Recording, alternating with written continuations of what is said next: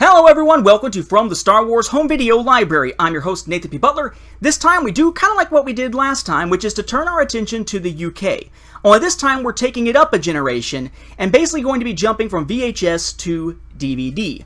Now we're returning here to 2013, and you may recall that in 2013 in the US we had that blitz, that October that I referred to, where it was basically an 8-day stretch with a whole bunch of different Star Wars releases all coming out around the same time.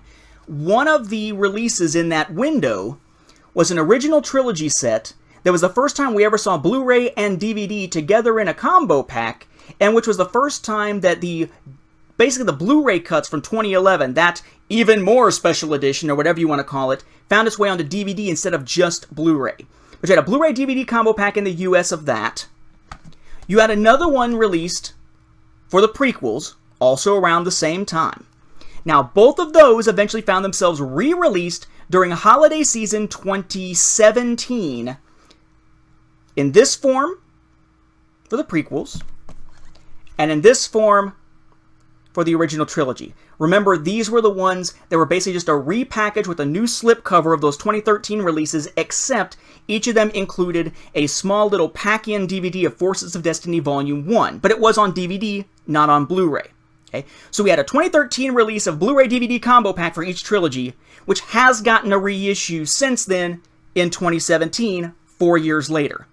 If we were looking back at the UK in 2013, the most prominent releases we tend to see are the ones we've looked at before. Okay, I've got them still in their protective covers here. We had the prequel trilogy in a steelbook, not the individual films, but the entire trilogy in a steelbook. And the same thing for the original trilogy.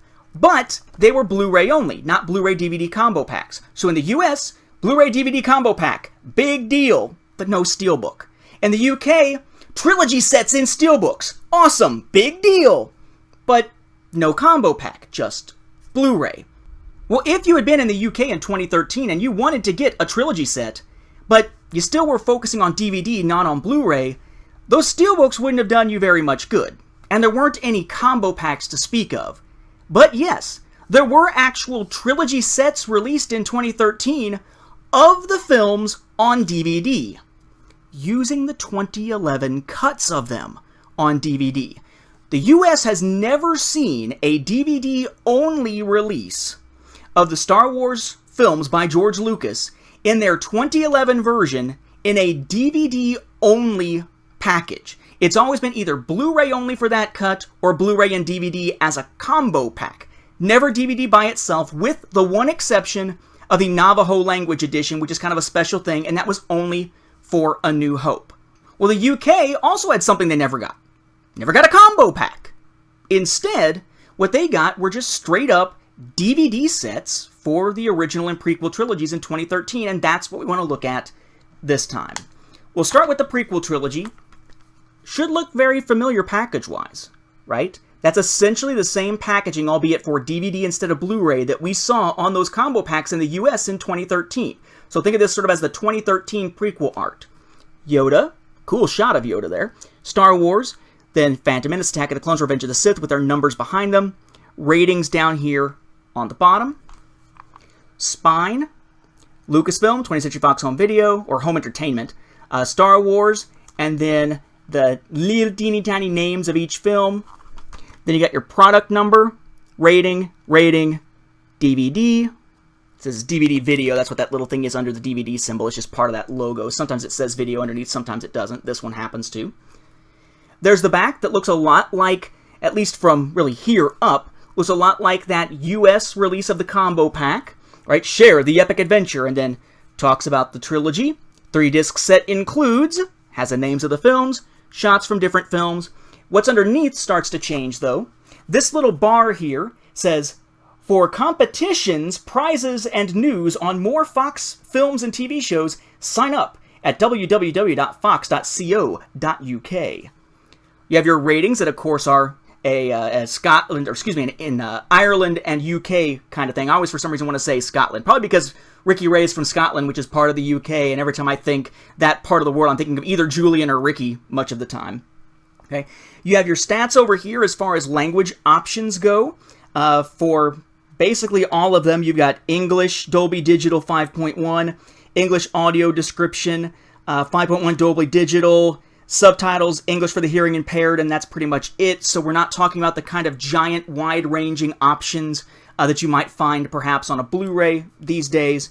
And then your individual little items down here, legalese, little notes, including one that is a note that, yes, this is a Region 2 DVD set. Okay, I did find that, yes, the player that I picked up does play Region 2 DVDs for the most part pretty well. So I'll give you some information on that here at the end of the episode. Inside, you got your little insert that looks a lot like the insert in that 2013 set from the US, just taller. Cast crew information on the back with your characters on the one side here. And then the discs themselves, similar design to the US, right? DVD version of the 2011 cut means black background instead of blue. Star Wars with the number behind it with the title underneath. The biggest difference being the different symbols on there, like the ratings. And that is the case across all three films here. So you could have gotten a DVD set of the prequel trilogy in the UK in 2013. The only time the US has ever seen a DVD-only set of the prequel trilogy was in 2008. The UK did have another one, albeit as DVD is slowly dying at that point. We also had an original trilogy set up very similarly. Again, Vader, just like on the art for the 2013 combo pack in the US. Still the Star Wars name with the films underneath with their numbers behind them and the ratings in the corner. Similar spine, just of course with the different ratings and the different names of the films. Back, very similar to the US version, basically from here on up. Still, share the epic adventure, description, names of the films, 3-disc set, blah, blah, blah, pictures. That message there in red says the same thing, except the message is in red instead of green. There's your ratings, there's your stats about the film, and its choices of things like language and subtitles, which again are effectively the same thing. You open it up, the disc style, the same as what we saw before. And the insert, again, looks a lot like the US insert, albeit a bit taller. Characters and titles and stuff on one side.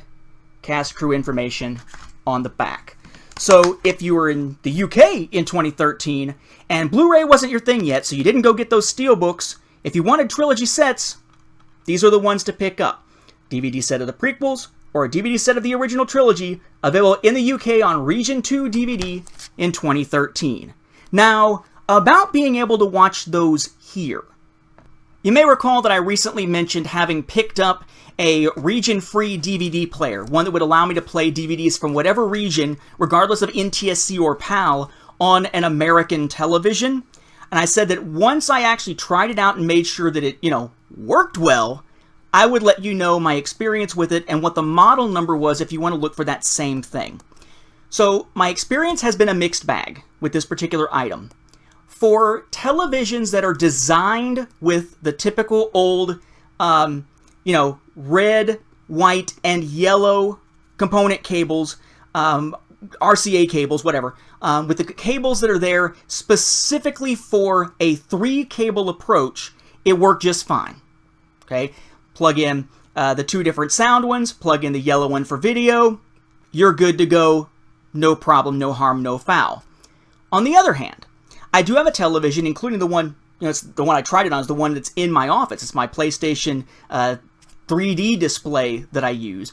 That one is set up so that basically you have the component style, right? So you have the 2 for audio, but 3 for video. And typically, all that you would do is take the 1 for video, if it's a 3-cable approach, and plug it into one specifically marked one among the 3 video component ones for that TV, and it plays just fine. It's like one of them is able to basically do double duty, either as the all-video wire, or just its particular one of the 3 different video signals. Doing it that way did not work.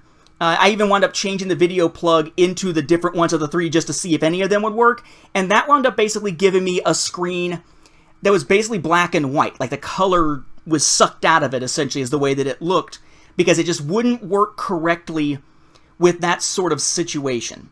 So if you've got a TV that can use just the 3-wire approach, not a we're going to shoehorn a 3-wire approach into a 5-wire approach, but actually just the 3 wires, you should actually be able to use this one fairly simply.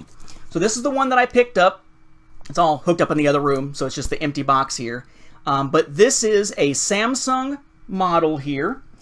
This is model number DVD-E360K.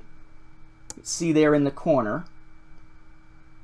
If it makes a difference when you're looking it up, if I look at the actual model number on the sticker, the box just says E360K, but this one says a DVD-E360K/ZX, if that makes a difference to you. It is marketed as not just a DVD player, but also a karaoke type of player, so that may make a difference when you're doing a search. But I found this relatively easily just by jumping on eBay and doing a search.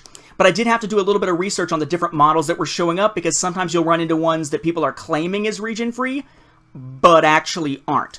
This one, I can tell you, does work, assuming you're using a 3-cable setup. So again, DVD-E360K, and if you go for the /ZX, if you're looking at the model number, if it says /ZX, that is the same thing. It's just that the ZX is on this part as I slap myself with the box, as opposed to it being listed there on the side. But if you've got some old Region 2 or other region DVDs, not Region 1, and you're in the US, you may actually be able to play them, but again, you need specialized hardware to do it. Thankfully, these are relatively easy to come by and relatively cheap, unlike multi-region VHS players. I got this for, I want to say, about 65 bucks, which to me, given the number of Region 2 DVDs I have now, was a steal. So, worth looking into if you got a few in your collection. Just know that most of the time it's going to be the same content you saw on a US release. It just happens to be from a different region. Not going to be all that special, but at least you can watch them now and get some use out of them. With that, we'll wrap up this episode. Thank you for watching, and may the Force be with the home video viewers.